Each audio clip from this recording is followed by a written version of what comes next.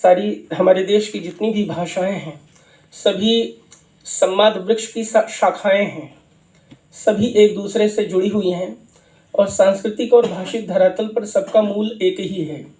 अगर हम भारतीय संस्कृति, भारतीय साहित्य, भारतीय भाषा, भारतीय अस्मिता, भारत के अस्तित्व को सुरक्षित रखना चाहते हैं तो हमें अपनी भाषाओं को आगे बढ़ाने की ज़रूरत है। असल में बंदरबांट के कारण हमारी जितनी भी भाषाएं हैं वो पिछड़ रही हैं। हम कहने को तो कह सकते हैं कि हमारी कोंकणी बहुत आगे जा रही है, हमारी हिंदी बहुत आगे जा रही है, जैसा मैंने अभी कहा, लेकिन संकट के बादल बहुत मंडरा रहे हैं, बहुत तेज़ी से भाषाएं मर रही हैं। 50 साल के बाद कोंकणी का क्या होगा, ये बिना किसी लाग लपेट के, बिना किसी खुशफहमी के हमें सोचने की ज़रूरत है, क्योंकि हम खाली कहकर कोंकणी का विकास नहीं कर सकते, हिंदी का विकास नहीं कर सकते। अगर हम अपनी भाषाओं को आगे बढ़ाएंगे तो कोंकणी भी बढ़ेगी, देश की दूसरी भाषाएं भी बढ़ेंगी, हिंदी भी बढ़ेगी और हमारी अस्मिता और अस्तित्व भी सुरक्षित रहेगा, ऐसा मेरा मानना है।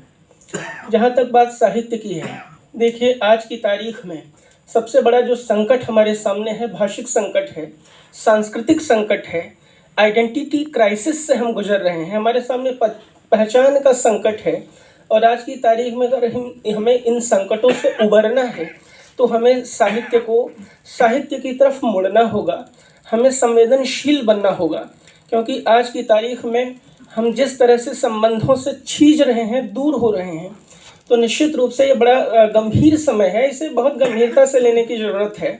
सिर्फ कार्यक्रम संगोष्ठी तक अगर हम सीमित रहेंगे तो निश्चित रूप से हम बहुत बड़ा आत्मघाती नुकसान करेंगे अपना।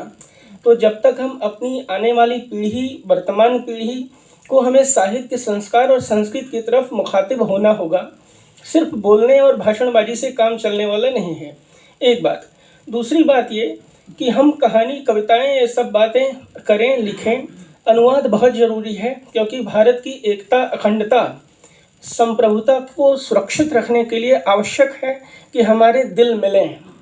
कहने को तो हम कहते हैं उत्तरम यत् समुद्रस्य हिमाद्रश्चैव दक्षिणम, लेकिन क्या ये बात सही साबित होती है, ये हमें अपने गिरेबान में झांकने की ज़रूरत है। अगर हमें ये सिद्ध करना है सही अर्थों में, तो निश्चित रूप से हमें ये भाव आत्मसात करना होगा, व्यवहारिक रूप से उसका पालन करना होगा। और ये तब संभव होगा जब हम तमाम तरह के जो हमारे स्वार्थ हैं उनको किनारे रख के, जो हमारी